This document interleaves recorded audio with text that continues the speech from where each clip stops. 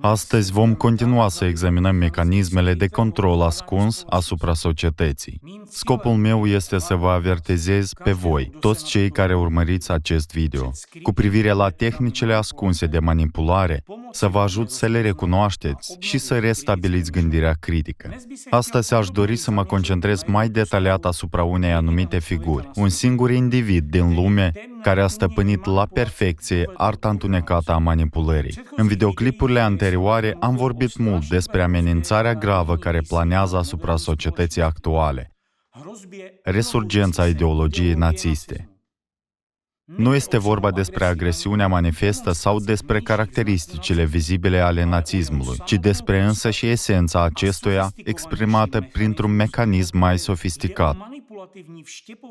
Instilarea prin manipulare a ideilor de superioritate față de alții și incitarea la ură față de anumite grupuri de oameni. Aceste idei destructive corodează societățile democratice din interior, destabilizează națiunile și conduc la suprimarea drepturilor și libertăților omului. Renașterea și răspândirea globală a acestor idei naziste, destructive, provin astăzi din Rusia. Mai exact, ele provin de la un singur om, instigatorul care și-a dedicat întreaga viață acestei cauze. De-a lungul istoriei omenirii, doar o mână de oameni au avut capacitatea de a remodela harta geopolitică a lumii prin puterea cuvintelui, carismă și manipulare ascunsă, ascunzându-și în același timp propria influență asupra situației. Acești cardinali gri scriu istoria printre rânduri, trăgând subtil sforile invizibile ale proceselor globale. Astăzi vom pătrunde în povestea unei astfel de persoane. Contemporanul nostru, care în ciuda faptului că este aparent banal, este de fapt arhitectul invizibil al transformărilor sociale globale. Inițiatorul renașterii ideologiei naziste în Rusia și în întreaga lume, și un manipulator fără egal. Acest om este Alexander Dworkin. Îl pot numi cu îndrăzneală un adevărat geniu, deoarece a remodelat literalmente peisajul religios și societal din Rusia și mult dincolo de granițele sale, rămânând neobservat. Vorbesc sincer, fără sarcasm. Pentru că acest om singur, prin manipulare, tehnici psihologice și o capacitate extraordinară de a câștiga încrederea, a reprogramat practic întregul sistem. Influența sa se întinde de la departamentele misionare ale Bisericii Ortodoxe Ruse până la cea mai înaltă conducere laică și religioasă din Rusia.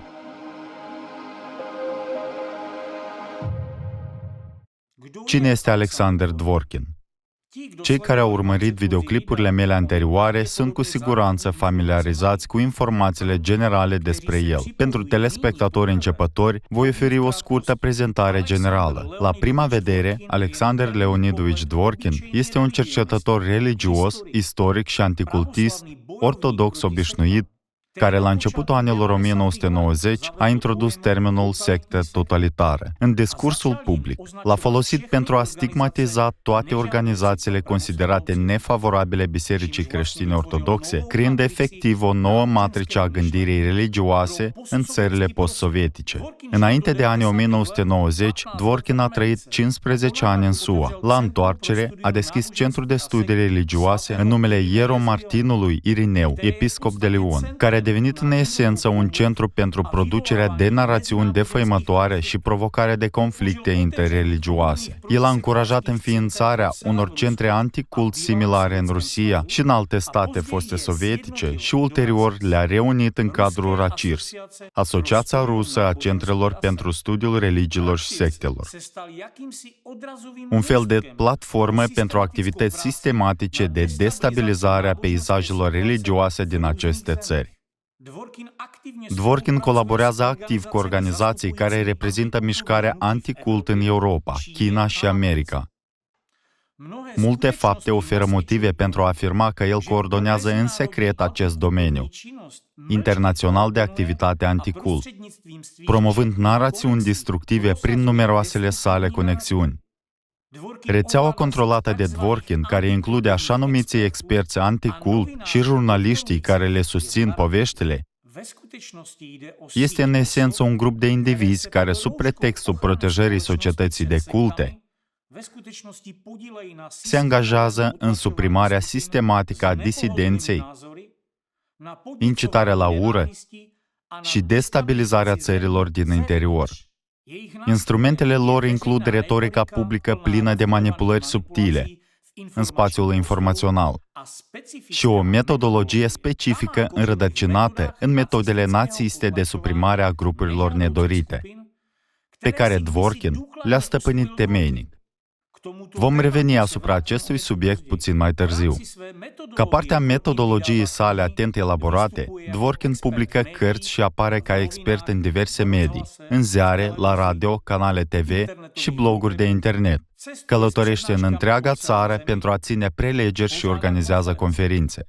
Cu alte cuvinte, el utilizează o gamă largă de instrumente pentru a-și elabora și promova agenda privind necesitatea unei lupte dure împotriva persoanelor și grupurilor disidente, nefavorabile și străine.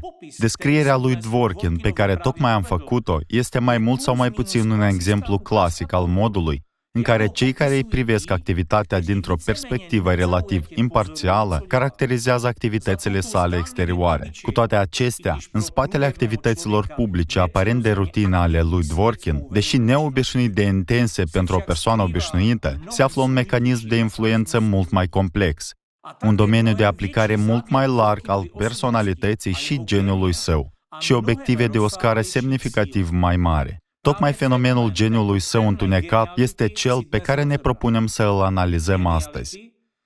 Un geniu care a provocat suferințe milioanelor de oameni de-a lungul celor 30 de ani de activitatea sa și care poate avea consecințe extrem de tragice. Este esențial să înțelegem amploarea influenței continue a lui Dworkin asupra strategiei geopolitice actuale a Rusiei și asupra vectorului ideologic al Bisericii Ortodoxe Ruse. Așadar, să analizăm modul în care Dworkin, un singur om, a reușit să transforme Biserica Ortodoxă Rusă, o instituție întemeiată pe iubire și compasiune, într-un instrument de confruntare extremă. Ce metode a folosit pentru a ruina principiile creștine fundamentale ale toleranței, înlocuindu-le cu retorica războiului perpetu și a supremației? Cum remodelează el în mod sistematic și deliberat Bor dintr-un tărâm al unității spirituale într-un câmp de luptă al conflictului neîncetat, în care narațiunile agresive și un cult inamic au prioritate față de poruncile Evangheliei? Și cum, printr-o rețea de evaluări ale experților, apariții publice și manipulări psihologice, a reușit el să creeze un model de sistem religios în care prietenii ar trebui să fie în permanență pregătiți să lupte împotriva dușmanilor, transformând efectiv ortodoxia rusă dintr-o practică spirituală într-o armă geopolitică.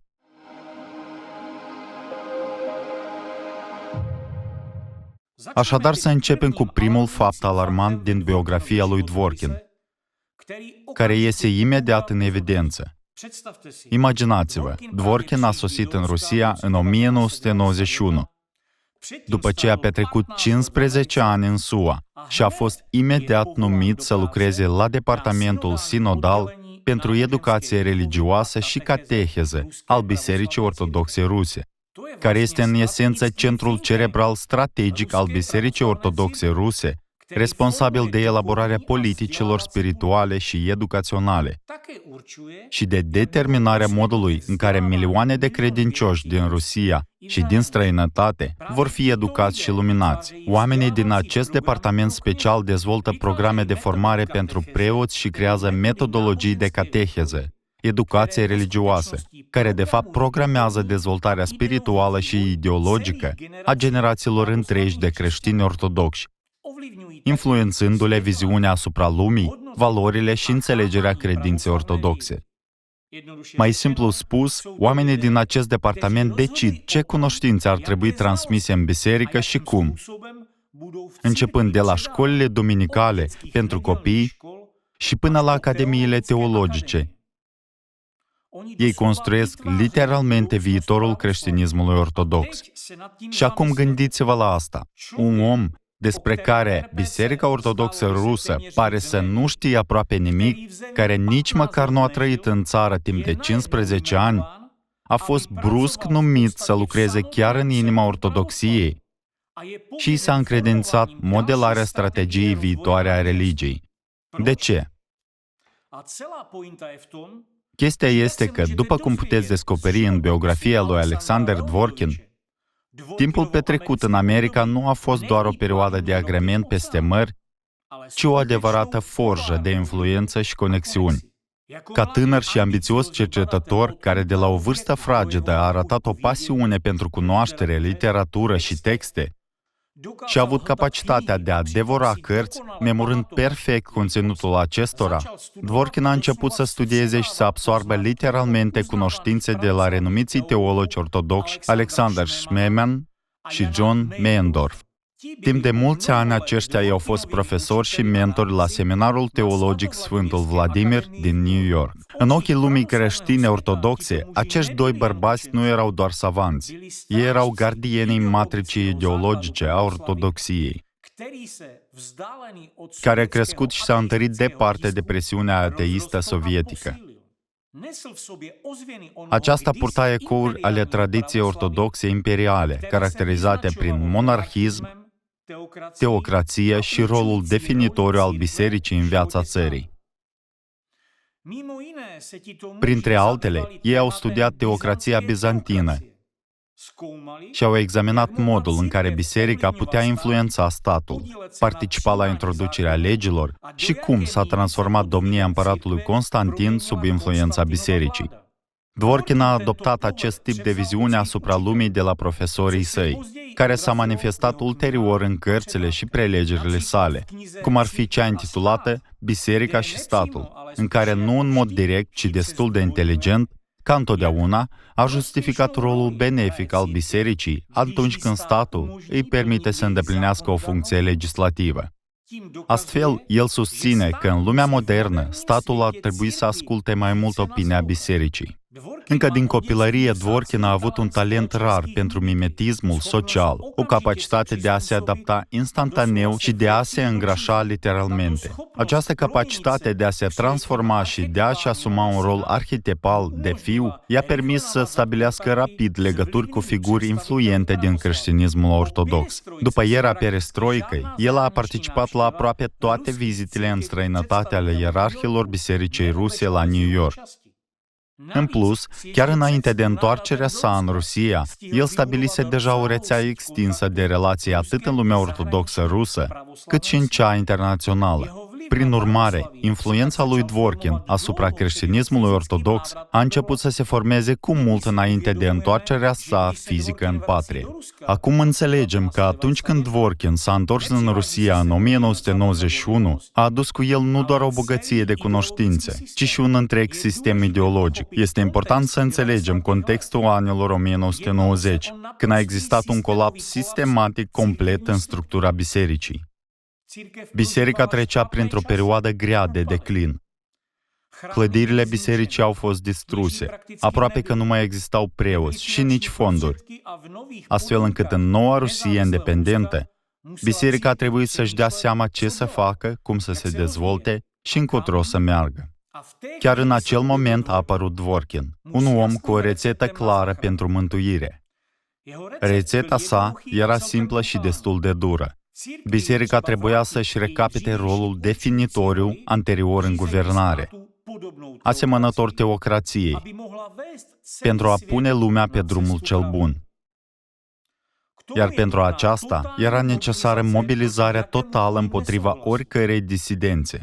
În spatele retoricii exterioare de apărare a bisericii se ascundea un mecanism mult mai complex: manipularea psihologică, stabilirea unei structuri rigide de control vertical și punerea în aplicare a ambițiilor totalitare tipice oricărui geniu întunecat. Din biografia lui Dvorkin, reiese clar că acesta Posedă un dar rar și unic, o capacitate nu doar de a vorbi, ci și de a-i face pe oameni să asculte și să creadă. Chiar și cunoștințele întâmplătoare pe care le-a întâlnit în SUA s-au convertit la creștinismul ortodox. Era foarte mândru de acest lucru. Trauma sa personală din copilărie, despre care vom discuta mai târziu, abilitățile sale analitice strălucitoare și influența sa psihologică asupra oamenilor, combinate cu un talent înnăscut pentru manipulare, au devenit principala sa armă. Folosind-o la maxim, a început să modeleze Biserica Ortodoxă Rusă în forma pe care o cunoaștem astăzi, cea axată pe luptă și superioritate.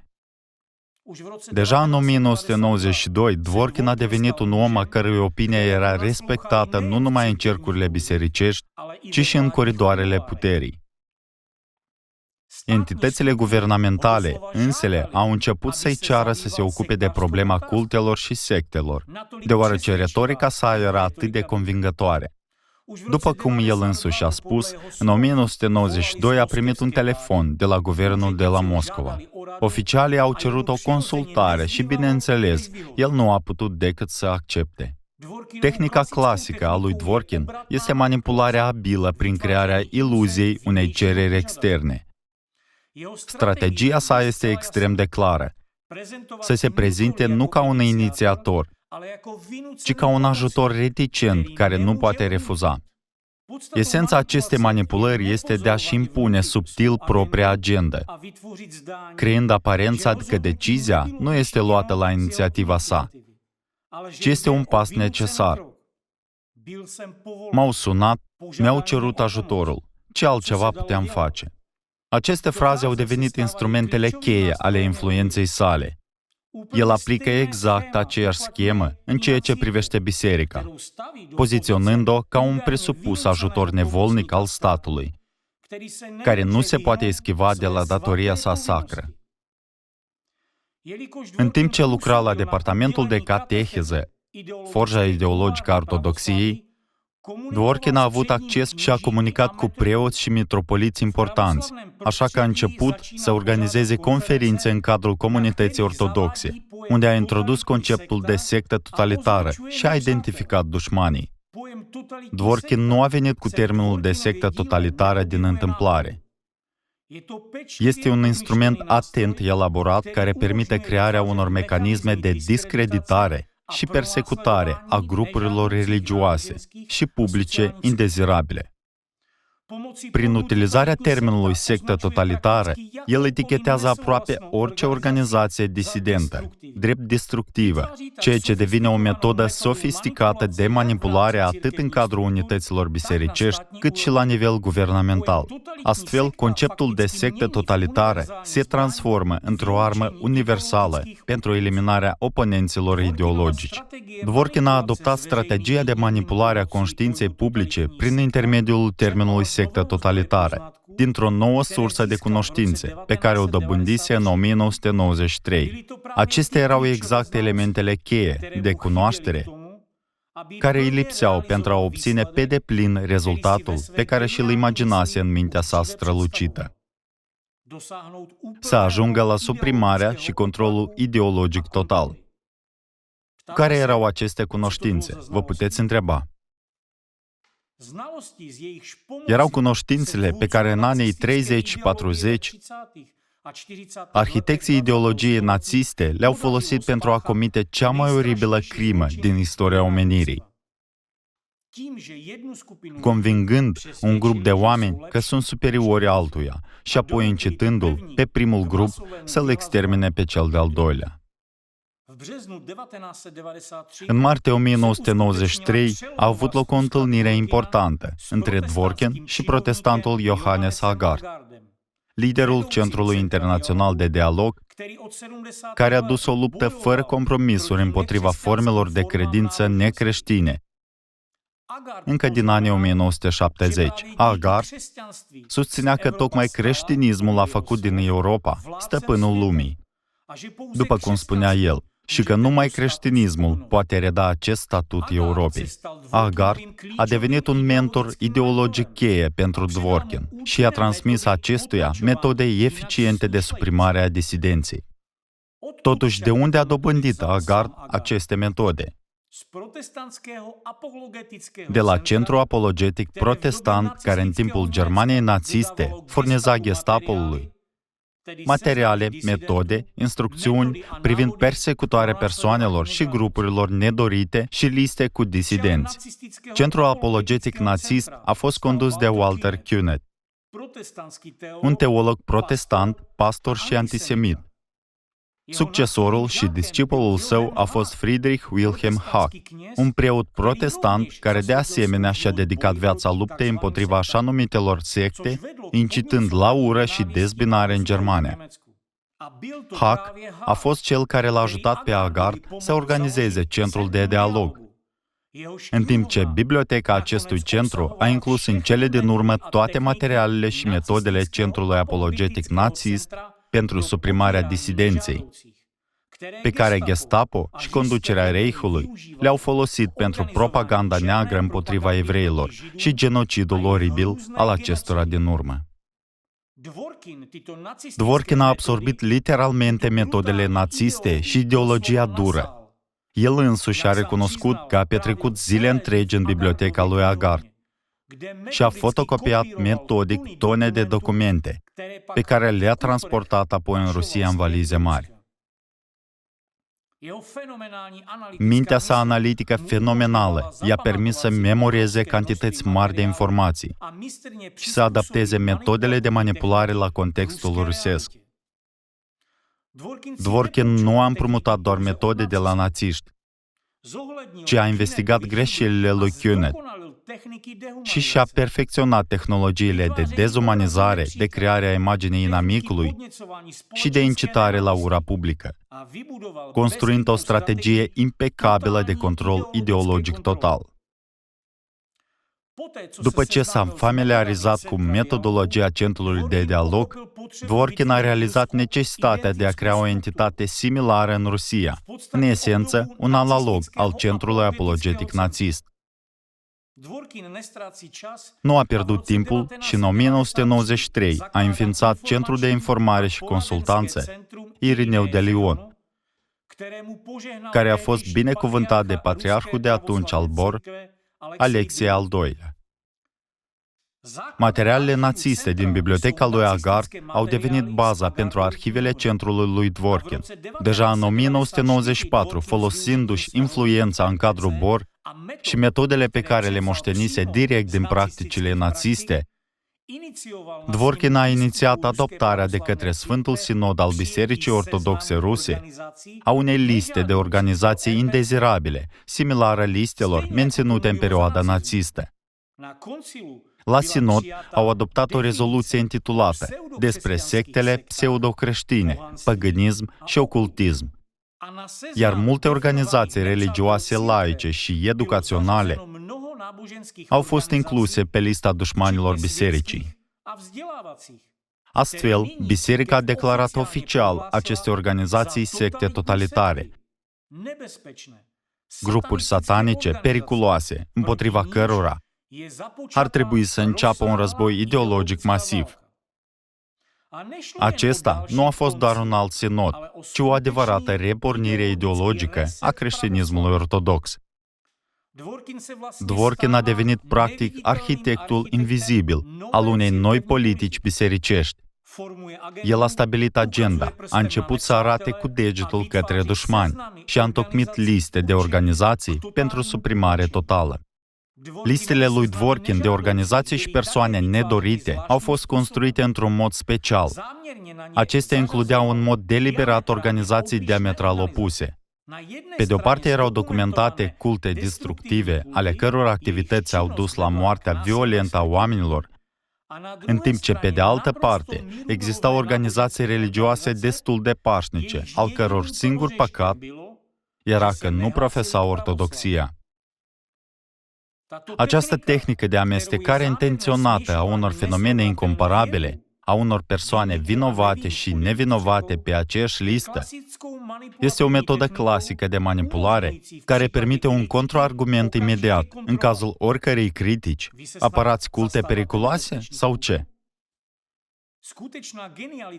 Adevăratul geniu al strategiei lui Dworkin constă în faptul că, în acest fel, orice organizație poate fi etichetată drept sectă totalitară și echivalată cu un cult periculos implicat în crime și sinucideri, chiar dacă nu există motive reale pentru astfel de acuzații. Acest tip de metodă sofisticată de deghizare a făcut aproape imposibilă urmărirea legală a lui Dworkin și i-a permis acestuia să folosească conceptul de sectă totalitară cu impunitate, ca un instrument crud de stigmatizare în războiul ideologic. Mai mult, despre ce apărare legală a celor stigmatizați putem vorbi? Dacă Dworkin a ajuns treptat să fie asociat și chiar identificat cu Biserica Ortodoxă Rusă. Un exemplu viu este acela că în 1997, când fostul preot al BOR, Gleb Yakunin, a intentat un proces în numele tuturor organizațiilor religioase stigmatizate de Dworkin, acesta din urmă a remarcat triumfător că întreaga biserică s-a raliat apărării sale și a perceput atacul asupra sa ca pe un atac asupra bisericii însăși. Johannes Agar din Danemarca și Thomas Gandau, un discipol al lui Wilhelm Haag din Germania, au călătorit chiar pentru a-l apăra personal pe Dworkin în instanță. Acest punct a devenit unul dintre primele vârfuri în strategia sa. Opiniile lui Dworkin au fuzionat în esență cu cele ale bisericii, ca urmare a manipulării sale cu adevărat geniale. Dworkin a creat cu abilitate un mecanism care l-a făcut practic invulnerabil și a transformat orice încercare de a contesta metodele sale într-un atac la adresa Bisericii Ortodoxe însăși. Ulterior, zeci de procese au fost intentate împotriva lui Dworkin pentru calomnie și defăimare a unor persoane și organizații nevinovate. Cu toate acestea, niciunul dintre aceste procese nu a fost câștigat împotriva sa, ceea ce nu este surprinzător, ținând cont de influența pe care a dobândit-o atât în biserică, cât și în entitățile guvernamentale. După cum vom discuta mai târziu, este demn de remarcat faptul că, în afară de Dworkin, nu există nicio altă persoană care să reprezinte BOR, al cărei opinii să fie atât de aprig apărate de întreaga biserică. În această privință, soarta asociațiilor lui Dworkin din cadrul Bisericii Ortodoxe Ruse, care inițial l-au ajutat activ în lupta împotriva sectelor și cultelor, dar care ulterior au devenit victime ale sistemului de discreditare totală creat de el, este deosebit de revelatoare. Preoții BOR, Andrei Kuraev și Alexei Uminski, cândva cei mai apropiați aliați ai lui Dworkin în lupta împotriva sectelor, au fost în cele din urmă expulzați din Biserica Ortodoxă Rusă și chiar din țară, ceea ce nu s-a întâmplat fără implicarea lui Dworkin. În mod misterios, cei care îi fuseseră cei mai apropiați au devenit ulterior proscriși, în timp ce Dworkin a arătat o lipsă totală de empatie față de aceștia, care este de asemenea o trăsătură adesea inerentă a geniilor. Cu privire la Uminski, el a declarat cu răceală: "El nu mai există pentru mine." Mai târziu, Kuraev a remarcat cu amărăciune că l-a admirat cândva pe Dworkin și a văzut cum acesta adopta metodele pastorilor protestanți, observând ulterior că, sub influența acestui tip de ideologie, Biserica Ortodoxă Rusă s-a transformat efectiv în foarte cunoscuta sectă totalitară. Astfel, Dworkin a creat condițiile în care părea aproape firesc ca BOR să scape sistematic și metodic de cei care îi erau încomozi, în așa fel încât nimeni să nu-i suspecteze rolul în acest sens.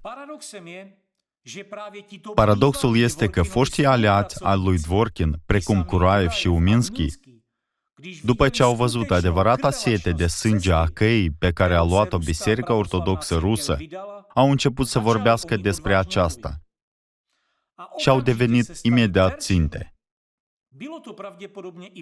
Acest lucru s-a întâmplat probabil pentru că au început să recunoască motivele reale ale lui Dworkin și consecințele acțiunilor sale pentru biserică și țară.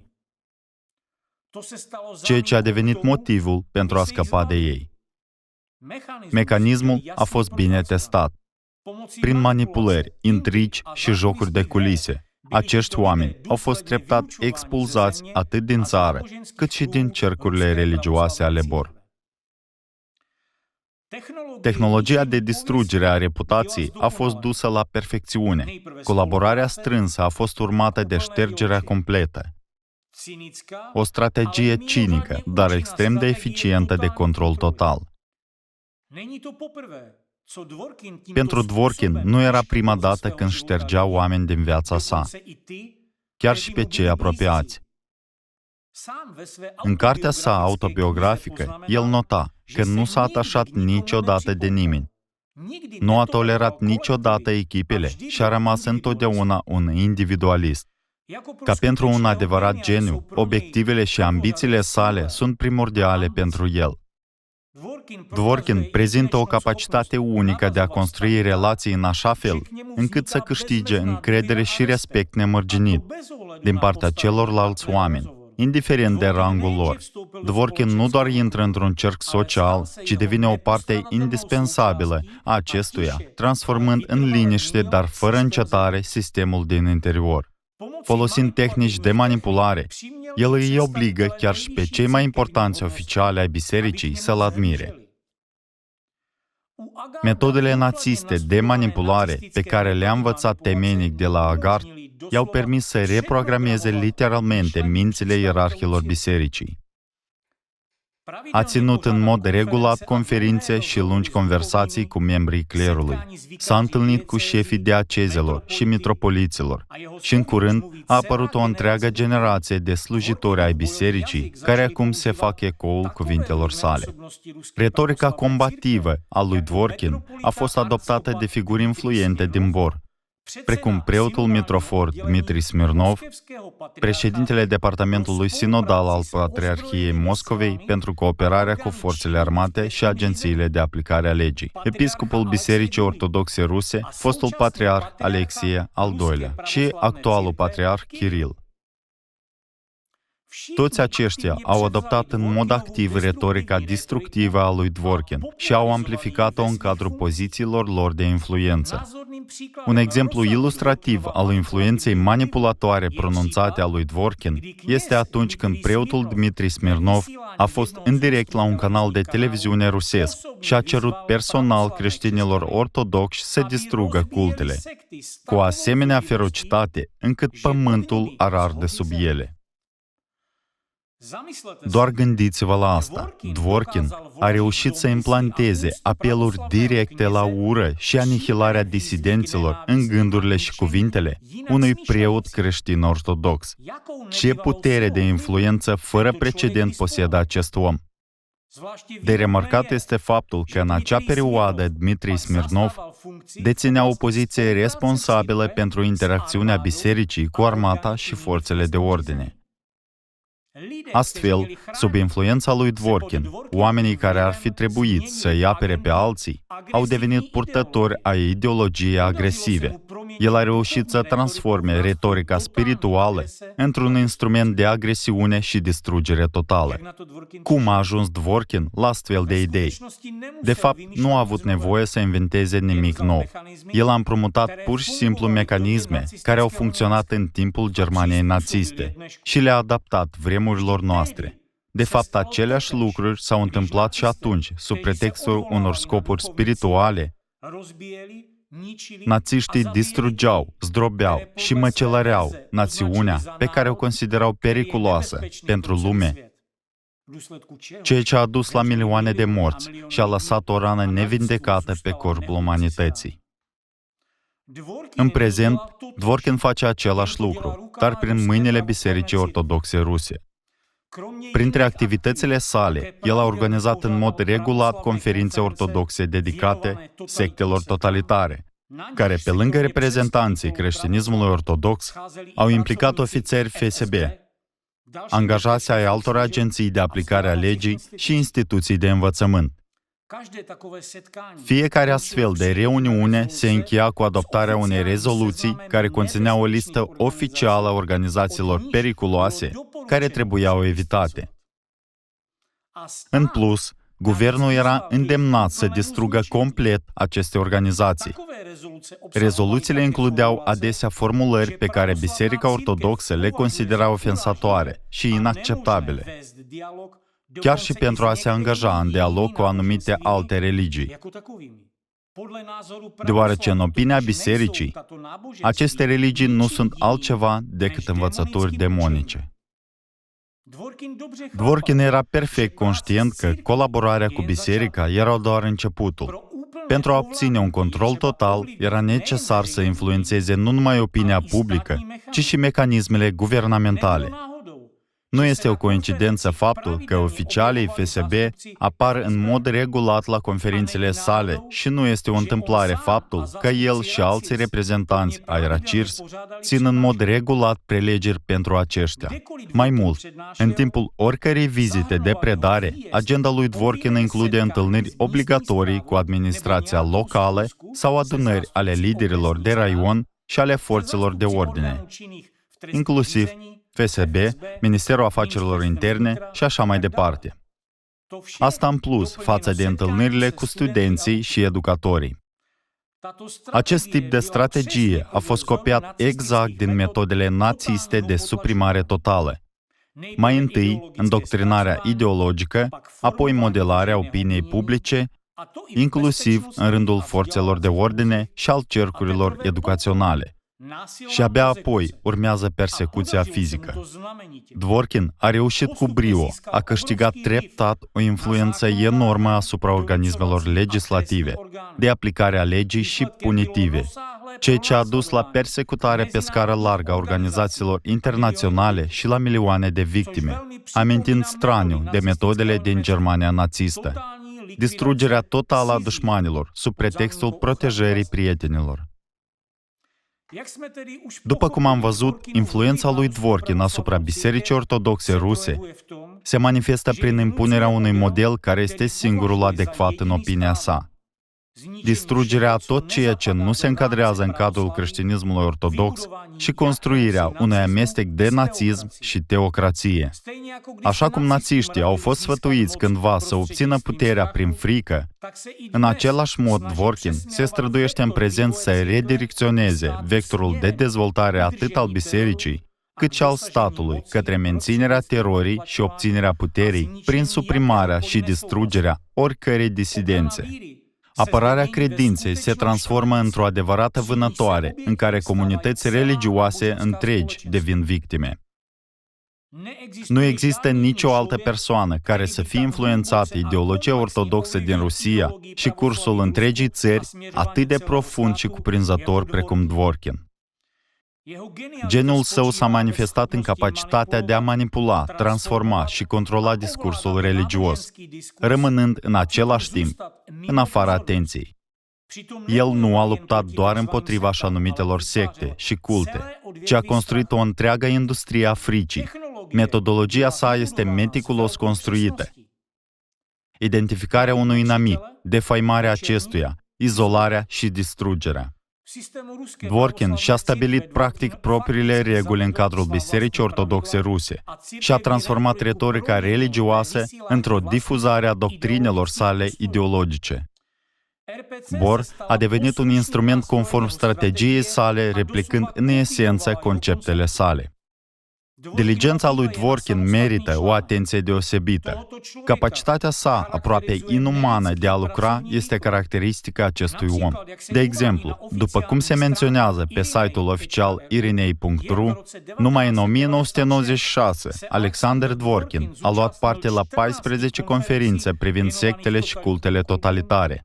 A publicat aproximativ 60 de articole pe această temă și a acordat numai puțin de 30 de interviuri. Până la începutul anilor 2000, adică la aproximativ un deceniu de la întoarcerea sa în Rusia, Dworkin a scris 12 cărți și aproximativ 600 de articole, dintre care multe au fost traduse în 16 limbi. A acordat peste 1000 de interviuri. A susținut aproximativ 250 de conferințe în țară și în străinătate. A participat la peste o duzină de procese împotriva reprezentanților sectelor totalitare, câștigându-le pe toate. Și chiar a reușit să lucreze ca slujitor al altarului și cititor la Biserica Trinității Dătătoare de Viață din Moscova, din Cohly. O asemenea sârguință și productivitate inumane pot fi explicate doar prin geniul și determinarea imense ale lui Dworkin. Cu toate acestea, această energie și acest impuls de neegalat au fost direcționate în mod tragic către răul împotriva umanității. Diligența sa este cea a unui chirurg negru, care îndepărtează metodic și fără milă așa numitele elemente străine, ceea ce el numește adesea tumori canceroase. În realitate, acestea sunt organe sănătoase și vitale. Dworkin se referă frecvent la secte ca la tumori canceroase, reluând retorica folosită de Hitler, care i-a etichetat pe evrei ca atare. Diferența esențială constă în metodele lor. În timp ce Hitler dădea ordine în mod verbal și public, Dworkin implantează ordine în conștiința oamenilor prin manipulare, constrângând mașinăria unei întregi națiuni să-i servească agenda.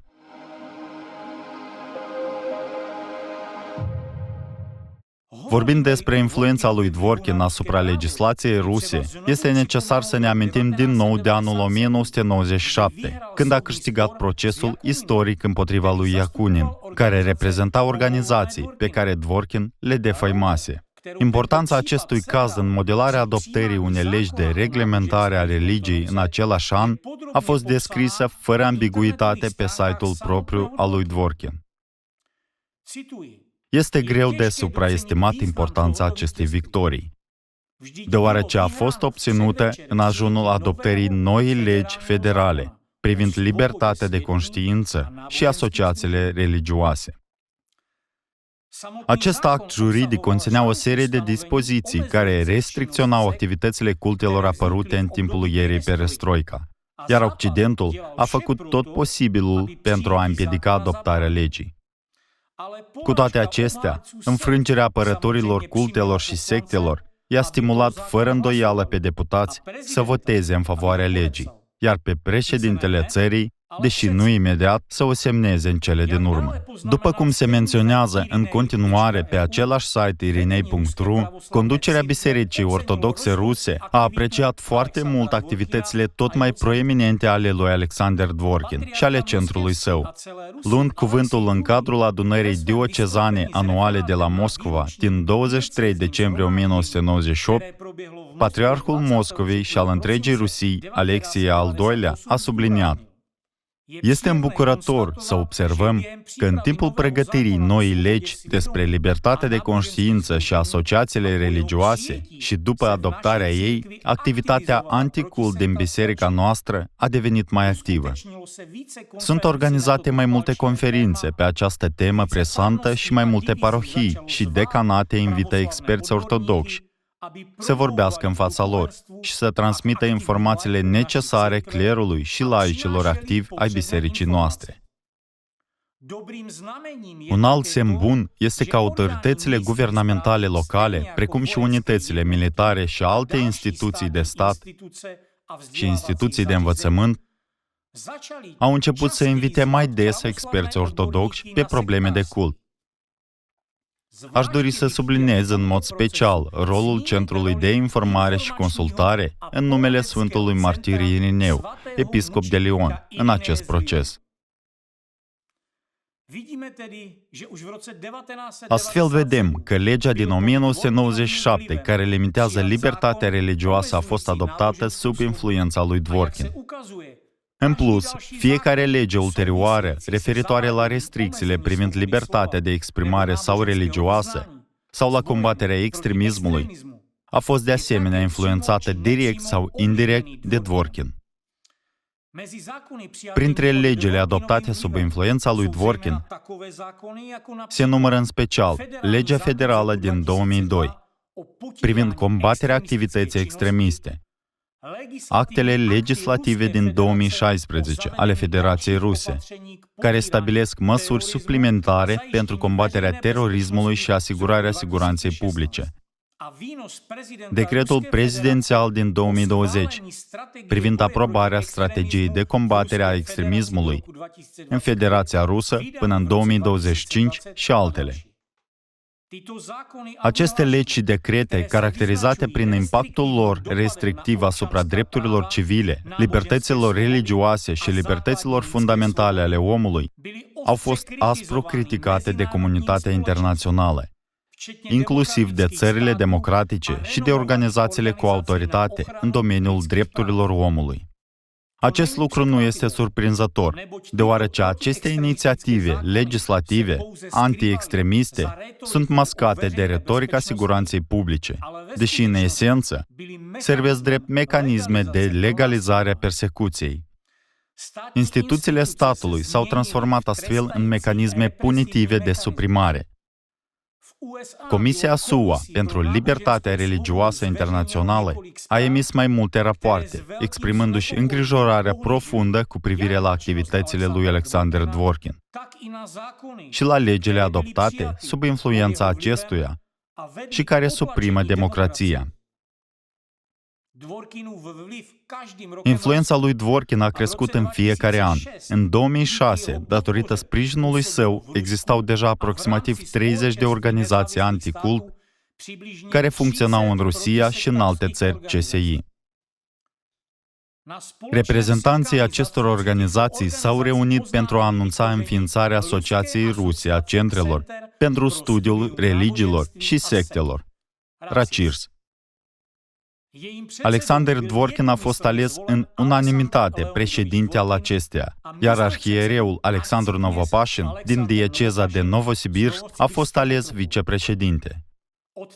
Din acel moment, mișcarea anticult coordonată de Dvorkin s-a transformat într-un instrument social și politic puternic, capabil să manipuleze direct opinia publică prin intermediul mass media și să influențeze în mod deliberat mecanismele juridice ale sistemului guvernamental. Următoarea etapă a influenței sistemice a lui Dvorkin a implicat aparatul de stat. În 2009, el a asigurat înființarea unui nou Consiliu de Experți în Studii Religioase, în cadrul Ministerului Justiției, și a condus structura actualizată a acestuia. În special, acest Consiliu actualizat a fost organizat oficial la inițiativa ministrului Justiției, Alexander Konovalov, care a fost studentul lui Dvorkin la Universitatea Ortodoxă Sfântul Tihon. Prin urmare, prin intermediul unei manipulări ingenioase, Dvorkin a obținut încă un instrument de control fără precedent. Prin activitățile Consiliului de Experți, Dvorkin și-a însușit în esență dreptul de a determina ce se califică drept organizație religioasă și ce nu, ce este considerat extremism și ce nu. Astfel, pe lângă determinarea ideologiei Bor, el a început să determină ideologia Rusiei ca stat, creând sub pretextul combaterii extremismului un instrument represiv pentru persecutarea oricăror organizații care îi displac și generând ură și haos. Apropo, în 2009, Comisia SUA pentru Libertatea Religioasă Internațională a inclus Rusia pe lista țărilor în care sunt observate probleme în asigurarea libertății religioase, precum și pe lista specială de supraveghere. Unul dintre principalele motive ale includerii a fost instituirea Consiliului de Experți în Rusia, care, potrivit Comisiei, a avut puteri fără precedent de a controla și monitoriza grupurile religioase și a provocat o reacție negativă în cadrul comunităților religioase, științifice și de experți din Rusia. Începând cu 2009, centrele de analiză și avocații au observat un model sistematic clar. După prelegerile și aparițiile publice ale lui Dvorkin în mass media, Există o creștere constantă a incidentelor de violență împotriva membrilor acelor organizații religioase pe care acesta le-a calomniat și demonizat cel mai agresiv în discursurile sale. Acestea nu au fost incidente izolate, ci întâmplări regulate în care persoane reprezentând diverse mișcări religioase au fost atacate, hărțuite și chiar ucise cu brutalitate. Acest lucru se întâmpla sub influența retoricii convingătoare a acestui om de geniu, a cărui carismă și dar subtil de persoasiune sunt incontestabil impresionante. Cel mai frapant exemplu de persecuție brutală a fost represiunea împotriva marturilor lui Jehova în Rusia.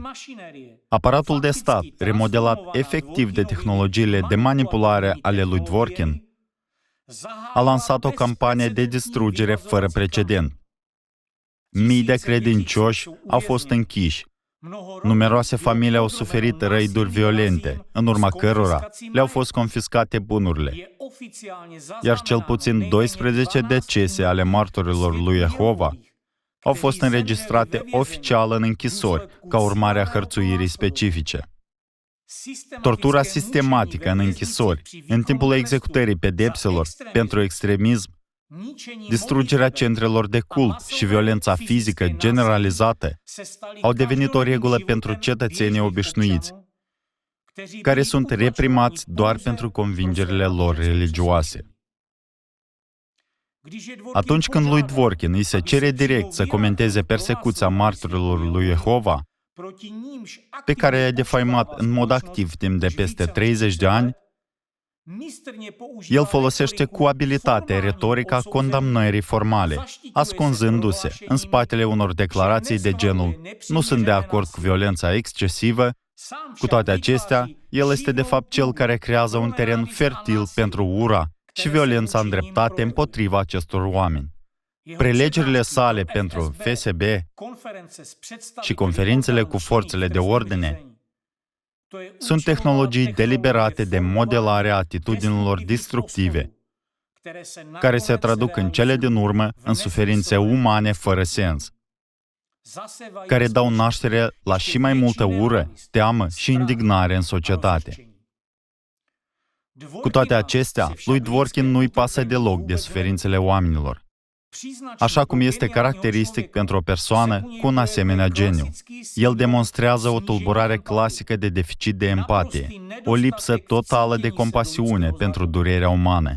Când este întrebat despre represiunea în masă a marturilor lui Jehova, singura sa preocupare pe care o exprimă public în interviuri sună aproximativ în felul următor: statul nu ar fi trebuit să acționeze atât de dur împotriva adepților obișnuiți, deoarece acest lucru le oferă martirilor lui Jehova motive să acuze Rusia de nazism, deoarece au fost persecutați în același mod în Germania nazistă. Reacția lui Dworkin la persecuția brutală a marturilor lui Jehova este destul de revelatoare. El nu este preocupat de torturi, familii distruse, copii privați de părinți din cauza lui sau vieți distruse. El este preocupat de faptul că țara sa ar putea fi acuzată de practicarea nazismului. Nu pentru destinele oamenilor își face griji, ci pentru faptul că astfel de acțiuni ar putea fi interpretate ca nazism. Iar îngrijorarea sa nu este întâmplătoare. El înțelege foarte bine că în acest caz nu este vorba de o paralelă metaforică, ci de o paralelă literală cu Germania nazistă, ale cărei metode represive de persecutare a disidenților, de intimidare și de anihilare totală a dușmanilor sunt reproduse aproape identic în Rusia modernă, sub conducerea ideologică a acestuia. Tragediile umane masive în care cetățenii care respectă legea se confruntă cu persecuții sistematice, își pierd familiile, locurile de muncă, legăturile sociale și ajutorul din partea statului, nu stârnesc absolut nicio compasiune sau disconfort moral în Dworkin. Acest lucru se datorează faptului că el este concentrat în întregime pe atingerea obiectivului său, obiectiv pe care îl urmărește cu o strategie asemănătoare șahului multidimensional, manipulând în același timp conștiința umană. Mai mult, el înțelege că astfel de metode punitive sunt eficiente pentru a stabili dominația necesară a unui singur punct de vedere corect și haosul controlat. El știe cât de eficient este să manipuleze temerile. A văzut cu ochii lui și a trecut el însuși prin asta. Rădăcina se află în biografia sa personală traumatizantă. În copilărie, Dvorkin s-a simțit adesea un proscris.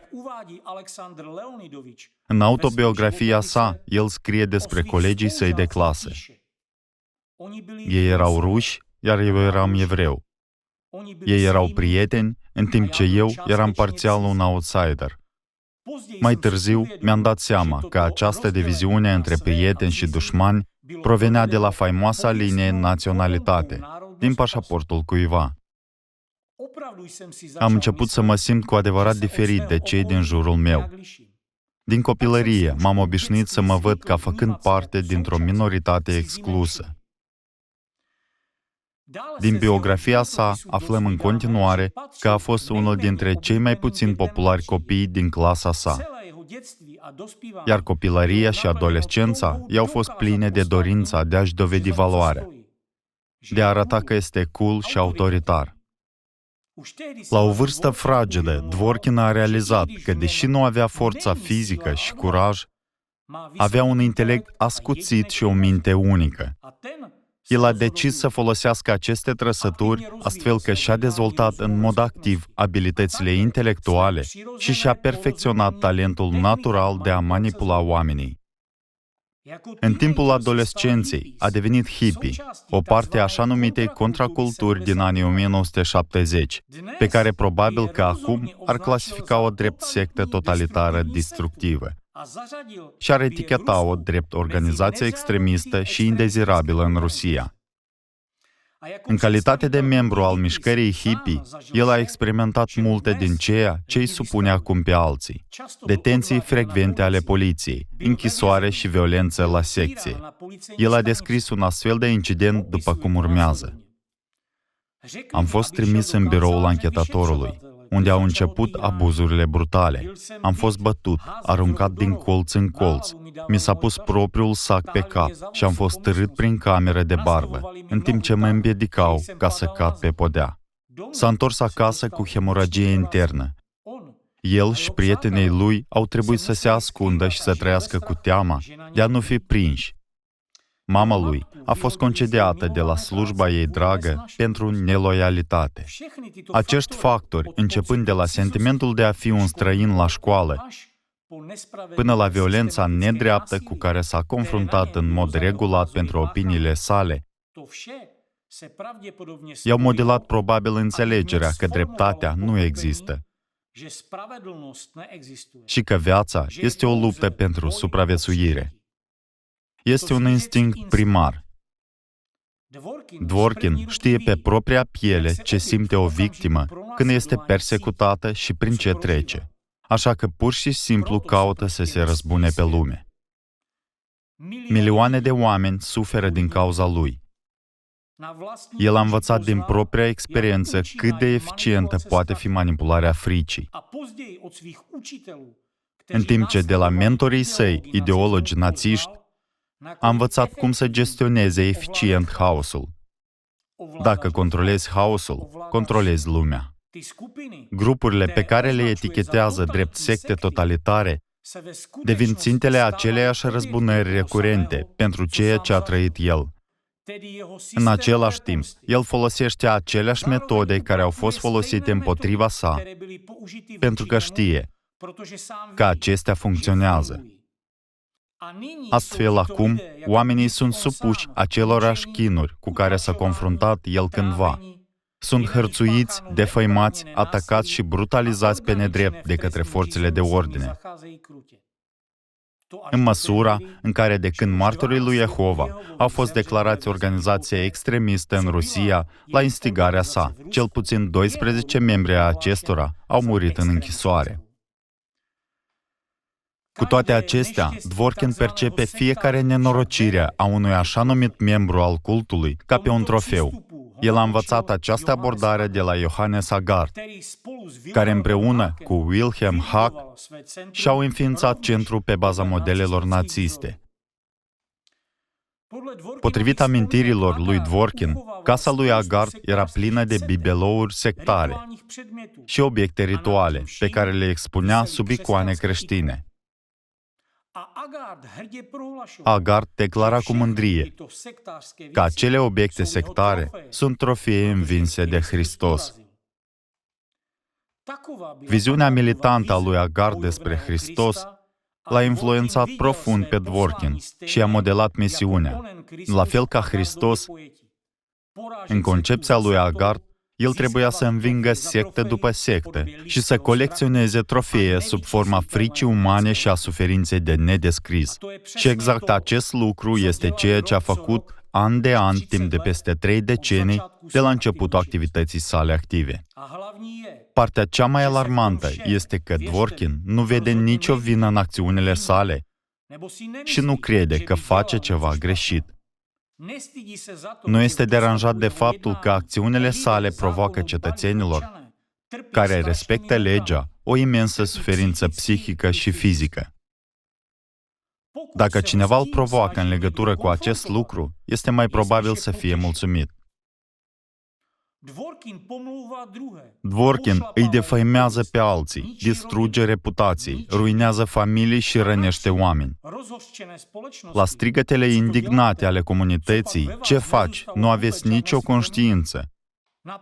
La plânsetele copiilor, ai căror părinți au fost închiși pe baza unor acuzații inventate de Dworkin și echipa sa, lăsându-i orfani, și la condamnarea din partea Congresului SUA și a Curții Europene a Drepturilor Omului pentru violența care urmează prelegerilor și discursurilor sale, Dworkin răspunde râzând. El se bucură de toate acestea ca un adevărat geniu al răului și vede toate acestea ca pe o recompensă. Vocea sa devine tot mai puternică pe măsură ce stigmatizează organizațiile pașnice, drept secte totalitare, pronunțând în același timp condamnări la moarte pentru milioane de oameni. Capacitatea de a provoca suferință celorlalți fără milă poate fi legată de anumite caracteristici ale psihicului lui Dworkin. Se știe că acesta are anumite diagnostice mentale, care sunt adesea caracteristice geniilor. În același timp, el poate comunica cu alți oameni folosind ceea ce psihologia ar numi mimică. Poate deveni exact ceea ce este necesar în orice moment. Atunci când este cu cineva, analizează instantaneu ce emoții se prezinte, chiar dacă nu le simte el însuși. Mintea sa, analitică strălucitoare, calculează și planifică neîncetat fiecare pas.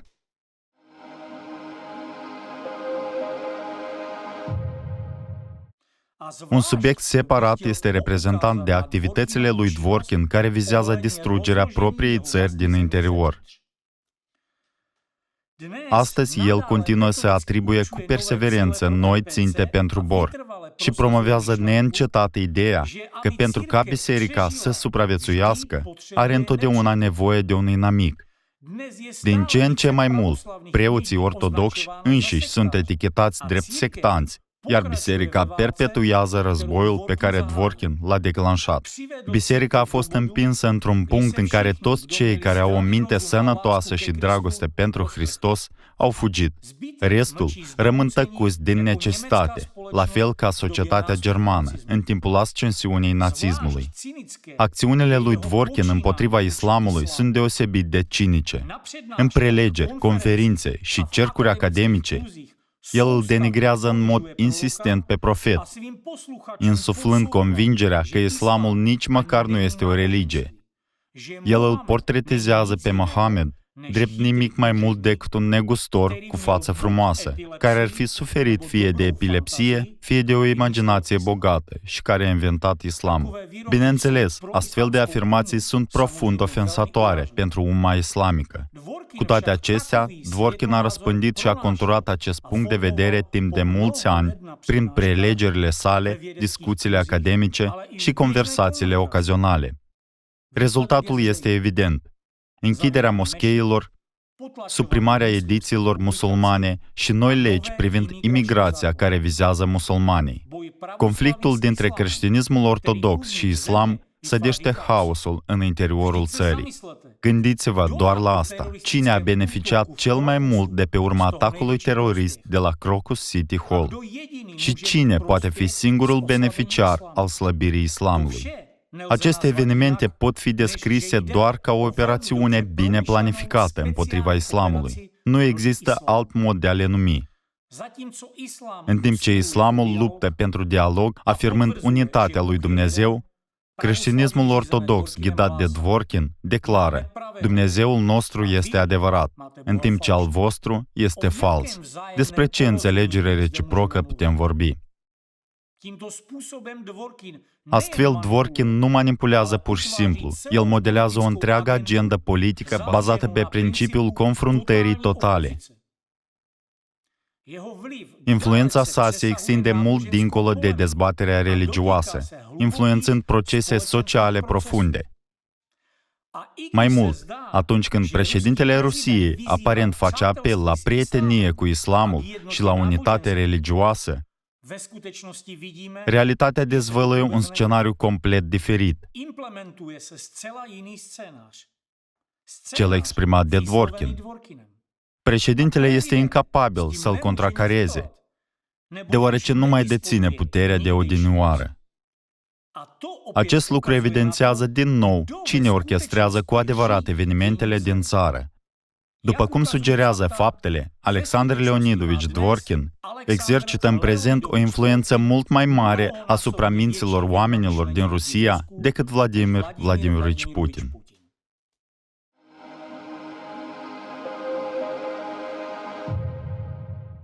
Pe lângă toate acestea, nu am atins încă activitățile internaționale ale lui Alexander Dworkin, care sunt de asemenea enorme.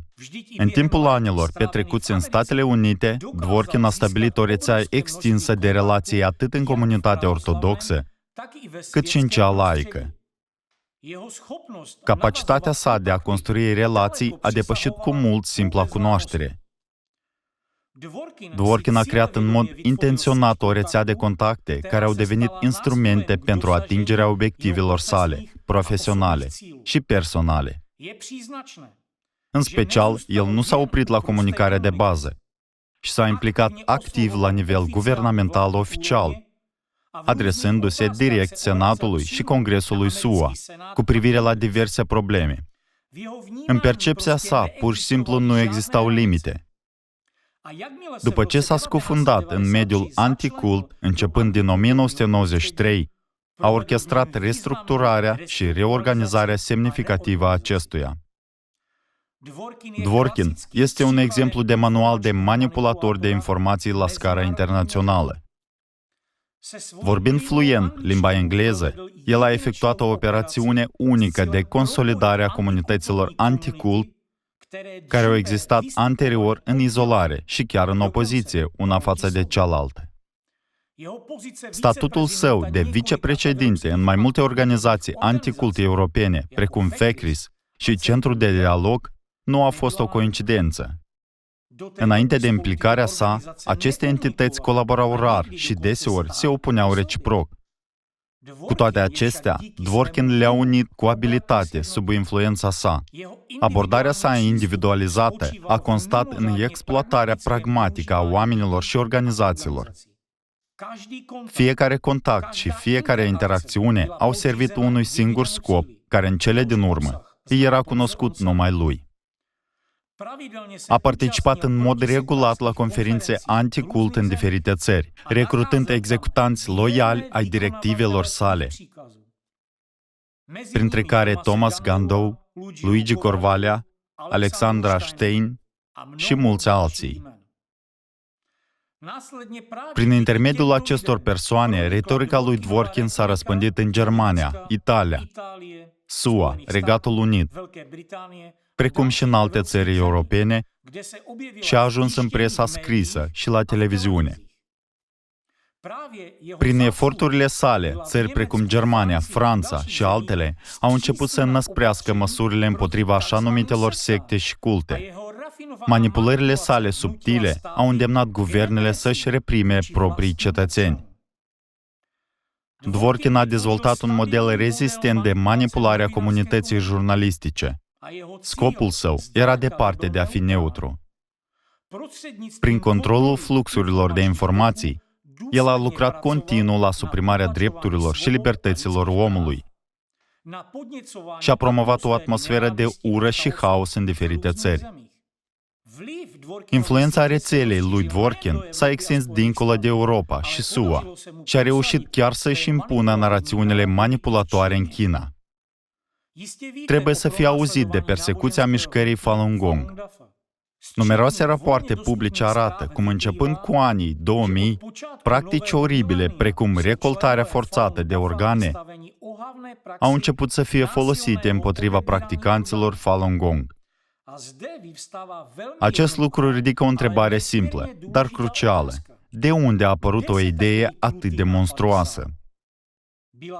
Este o coincidență faptul că în 2001, un reprezentant chinez care studia mișcările religioase a participat la una dintre conferințele anticult organizate de Dworkin? Conferințele implică întotdeauna discuții informale, interacțiuni în culise și schimburi de date și idei. Ce s-a discutat la acel eveniment?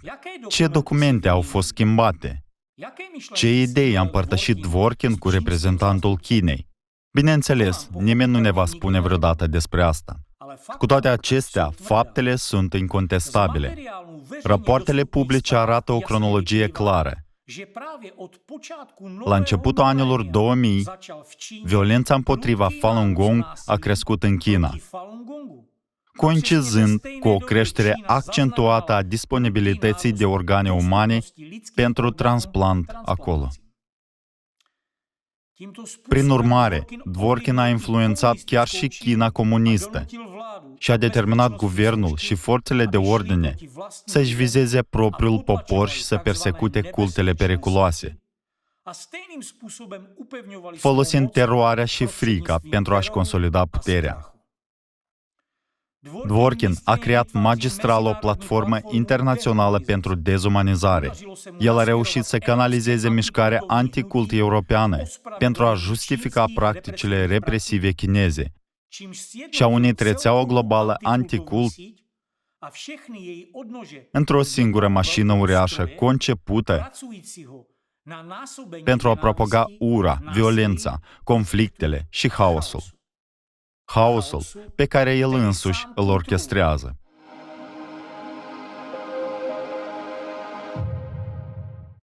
Influența lui Dworkin asupra retoricii președintelui și a strategiei geopolitice a Rusiei. Vorbind despre geniul lui Dworkin, acesta se extinde în special dincolo de religie, autoritățile legislative și aplicarea legii în diferite țări. De ani de zile, acesta nu a avut nicio dificultate în a-și insufla ideile deputaților din Duma rusă, care îl invită adesea în calitate de expert atunci când elaborează proiecte de legi anticult. La urma urmei, însuși conceptul de lege anticult a fost promovat de el și de asociații săi timp de 3 decenii și nu este surprinzător faptul că acum este pus în aplicare. Dar chiar și chestiunile legislative par banale pentru nivelul său de geniu.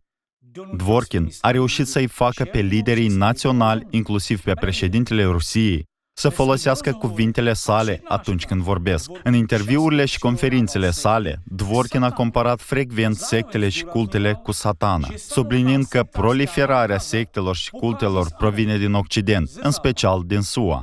Afirmațiile sale, repetate cu regularitate, descriu o poveste clară. Sectele totalitare sunt un produs al Occidentului satanic. Este demn de remarcat modul în care retorica lui Dworkin s-a infiltrat în discursul la nivel de stat. În 2012, Putin a declarat că sectele totalitare cresc ca ciupercile și reprezintă o amenințare clară pentru societate, care trebuie abordată prin mecanisme juridice la nivel local și federal. În 2013, la forumul Valdai, Putin a declarat că în Occident se neagă principiile morale și toate identitățile tradiționale, naționale, culturale, religioase și chiar sexuale.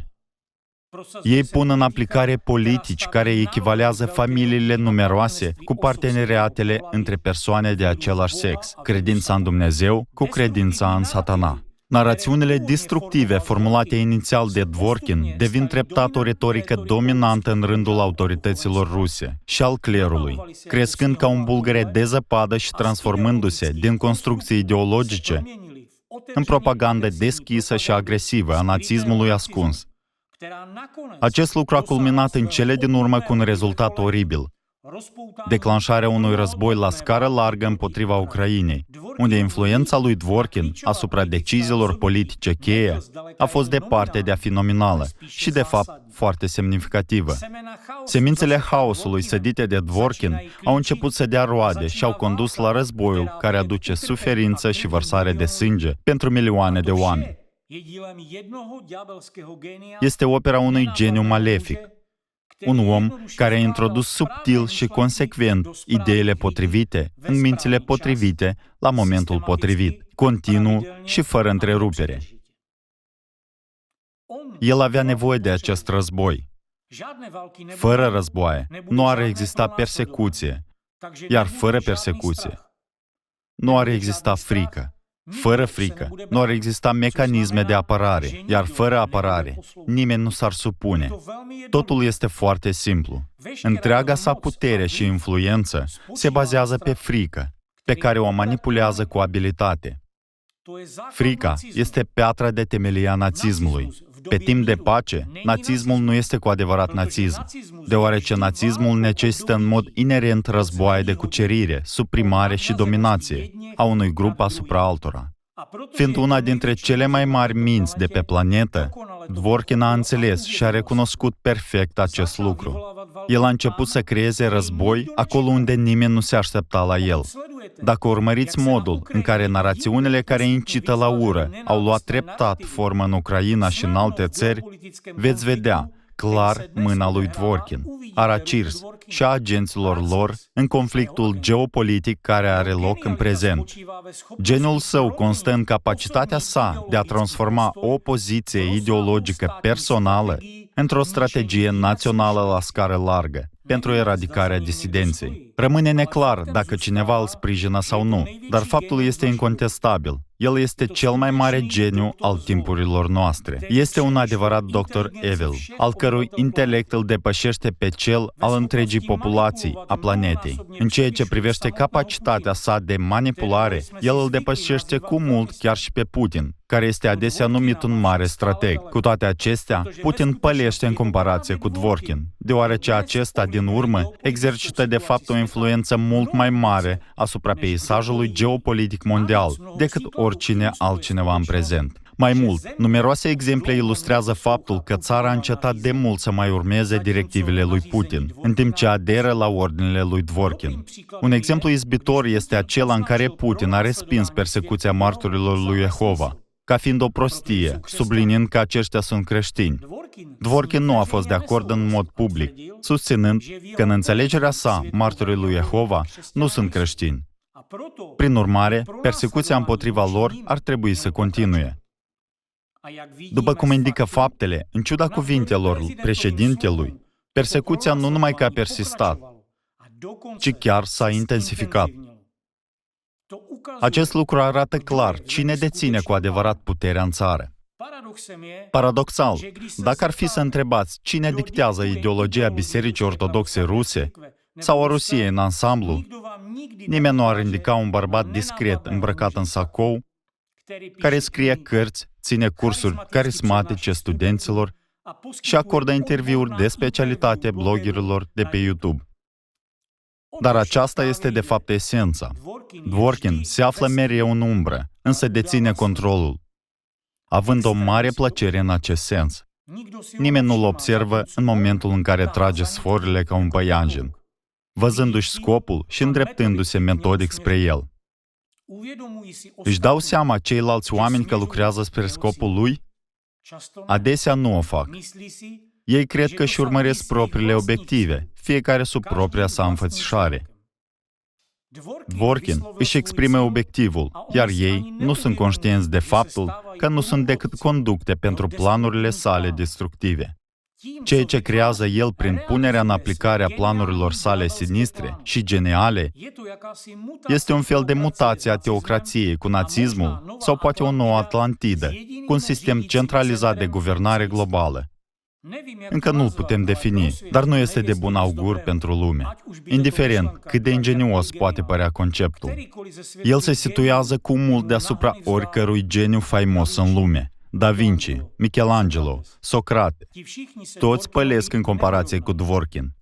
Ceea ce realizează el pare să depășească capacitatea umană. O asemenea precizie a gândirii, acuitate analitică, efort neobosit și productivitate imensă. Este un adevărat workaholic, asemănător lui Leonardo da Vinci, în epoca sa. Da, Da Vinci a fost un om care a schimbat lumea, dar nici măcar el nu se poate compara cu Dworkin. În timp ce Da Vinci putea să deseneze și să meșterească, Dworkin poate să țeasă modele de evenimente globale. El este unic prin capacitatea sa de a obține rezultatele dorite, de a crea rețele complexe și de a rămâne neobservat. Influențează peisajul geopolitic în timp ce rămâne în umbră. El este cel care conduce lumea spre o margine periculoasă, în timp ce rămâne invizibil. Gândiți-vă cât de ingenios este acest om. Într-o perioadă istorică relativ scurtă, el a reușit să remodeleze complet conștiința publică. Gândiți-vă, o întreagă generație a crescut cu mentalitatea insuflată de el. Auziți cuvântul sectă sau cult și vă cutremurați. El a creat un instrument puternic de dezumanizare, în care un singur cuvânt poate distruge reputația unui individ sau a unei întregi comunități. Prin amploarea influenței sale asupra societății, Dworkin poate fi comparat doar cu profeții. Cu toate acestea, niciunul dintre ei nu a atins un asemenea impact global, într-o perioadă de timp atât de scurtă. În acest sens, Dworkin este de neegalat și unic. Astăzi, influența lui Dworkin se întinde pe tot globul, în SUA, Europa, Rusia, practic peste tot. El a construit o întreagă rețea de adepți obedienți, indivizi cu labilitate emoțională, care cedează ușor influenței și îi propagă retorica în cercuri religioase și laice. Mulți se aliază cu el doar pentru a-și menține pozițiile. Și deși este din Rusia, ar fi o greșeală să credem că este pro-rus.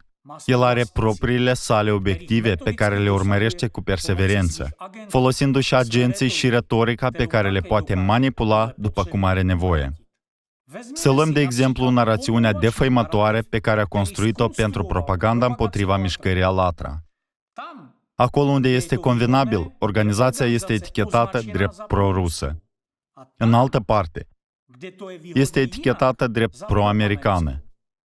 Totul urmează abordarea metodică a lui Dworkin, iar scenariile de ură pe care le orchestrează sunt exprimate de servitorii săi loiali, labili emoțional. Considerați-l pe Alexander Novopașin drept un instrument clasic din arsenalul lui Dworkin. Dworkin îl folosește ca pe un fel de portavoce neagră, prin care pot fi exprimate cele mai radicale idei, în timp ce Dworkin însuși rămâne formal în umbră. Dacă ar apărea detractori agresivi, lovitura nu ar cădea asupra lui. Atitudinea sa față de ceilalți este total disprețuitoare. Nu respectă pe nimeni, în afară de el însuși, și toți cei din jurul său. Sunt conștienți de acest lucru, dar continuă să-l servească. Este o tehnică clasică de manipulare folosită de Dworkin și care îi forțează pe oameni să îi se supună comenzilor, chiar și împotriva voinței lor. Deși înțeleg perfect că în cele din urmă s-ar putea debarasa de ei, așa cum a făcut cu alți aliați în trecut. Da, înțelegem că Dworkin are un diagnostic psihic care l-a descalificat cândva pe poziții de conducere. Dar acum vedem cum acest diagnostic s-a transformat într-un aspect remarcabil. Un om care nu cunoaște limite, care nu ține cont de ceea ce este permis și de ceea ce este interzis, și care își urmărește neîncetat scopul, eșuează, se ridică și îl urmărește din nou. Acesta este Alexander Dworkin. Fie că este bun sau rău, iar în acest caz este rău, el este totuși cel mai mare geniu. Mulți l-au considerat pe Hitler geniul malefic al epocii sale, dar adevăratul geniu a fost Walter Künneth, un geniu care, prin metode de manipulare arhivate în centrul său apologetic, a modelat și a condus strategia ideologică a lui Hitler, reușind în același timp să iasă nevătămat. Fără Künneth, Partidul Național Socialist al lui Hitler ar fi rămas probabil unul dintre numeroasele partide germane radicale din acea perioadă. Cu toate acestea, metodele lui Künneth i-au permis lui Hitler să urce pe piedestal și, în cele din urmă, au condus la instaurarea nazismului. Acestea au fost metode de obținere a puterii prin frică, denigrare și suprimare.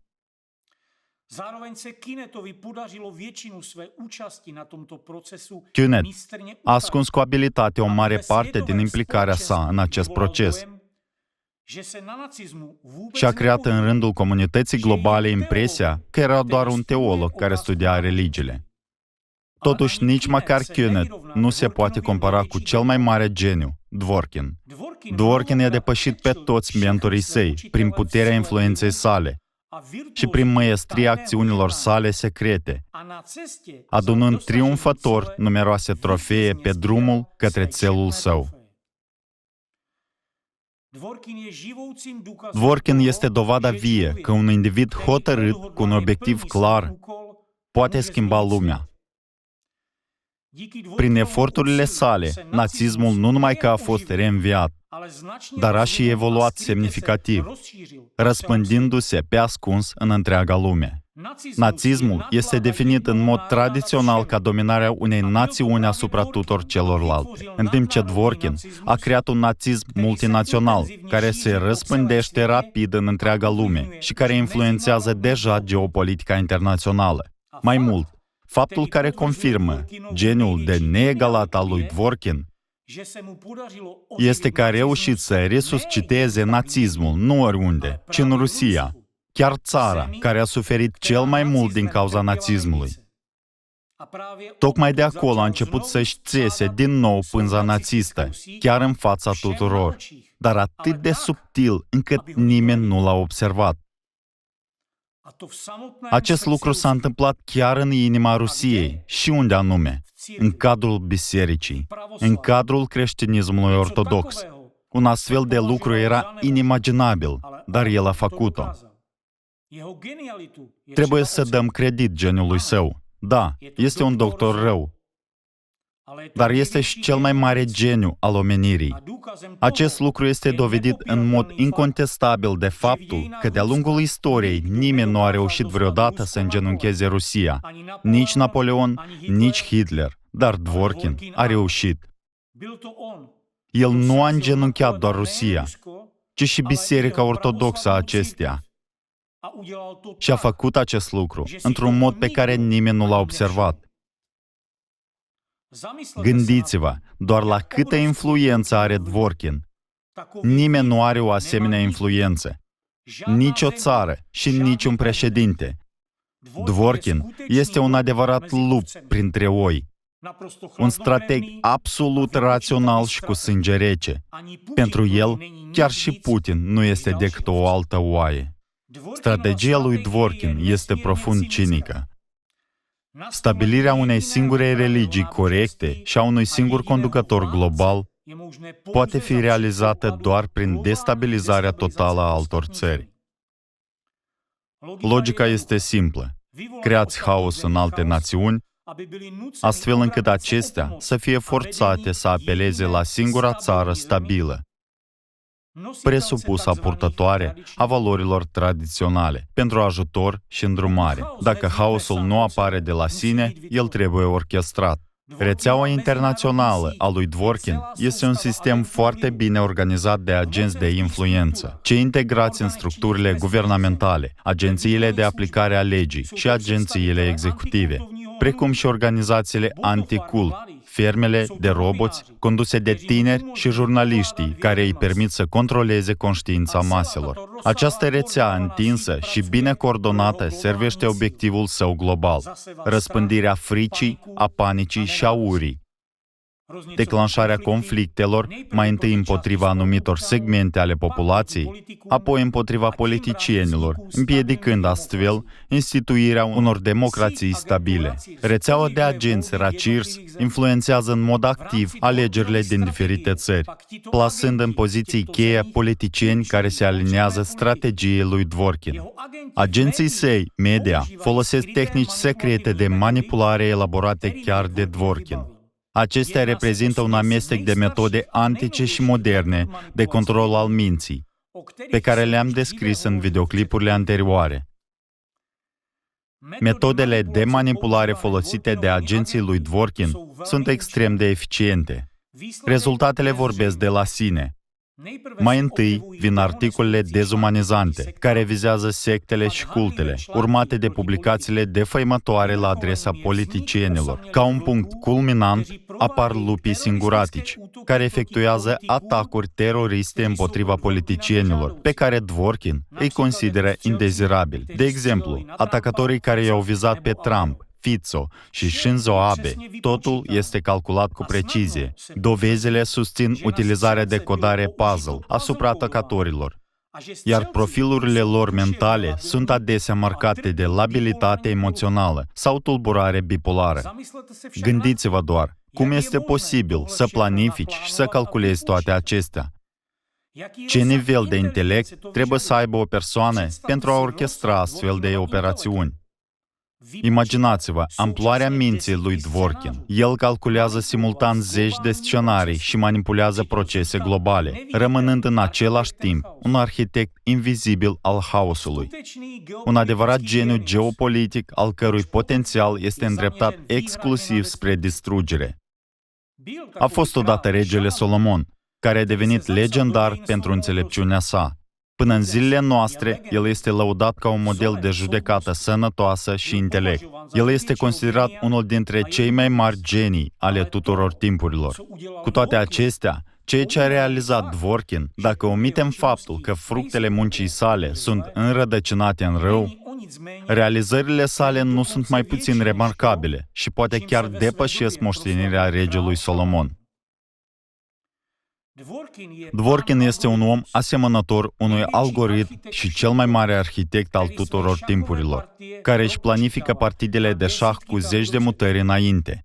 Imaginați-vă, un simplu istoric se transformă în principalul păpușar al realității religioase și politice moderne. El nu ține doar prelegeri, el construiește întregi schimbări de civilizație. El este unic prin capacitatea sa de a fi oricine. Poate fi un profesor carismatic pentru un student, un expert pentru un birocrat sau o sursă de revelații senzaționale pentru un jurnalist. Între timp, el însuși nu simte nicio emoție, doar o logică rece. Dworkin a creat un incredibil sistem de influență. Prin conferințe, publicații media și nenumărate legături personale, el programează literalmente opinia publică. Aproape toți cei care intră în contact cu el devin, fără să vrea, agenții săi.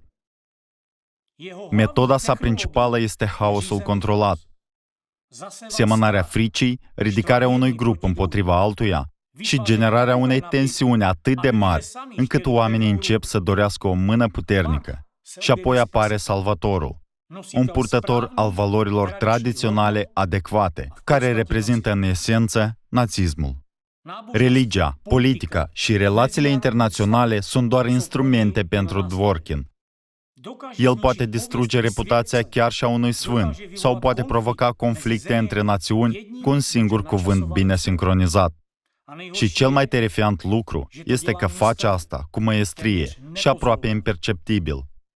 Oameni ca Dworkin se nasc extrem de rar. Dimensiunea influenței sale poate fi comparată doar cu cea a celor mai mari profeți. Nu este nicio exagerare. Lăsați deoparte orice indignare sau ambiție care vă întunecă judecata și priviți cu imparțialitate rezultatele și realizările sale. Uitați de bine sau de rău și observați cum un om, al cărui scop în viață este dominația globală, urmărește neîncetat acest obiectiv. Timp de 1500 de ani nu a existat nimeni pe pământ care să-l egaleze. El este dovada vie că o singură persoană poate schimba lumea. Iar acum totul sugerează că are toate șansele să creeze lumea pe care o are în vedere. Dworkin nu este doar un om, este un geniu viu al ingineriei sociale și al manipulării globale, capabil să remodeleze realitatea fără să iasă din umbra biroului său. Da, este un geniu, dar un geniu orientat spre distrugere. Un adevărat Dr. Evil. La urma urmei, el este cel care a adus acum întreaga lume în pragul unui război nuclear. Și depinde numai de el dacă acesta va avea loc sau nu.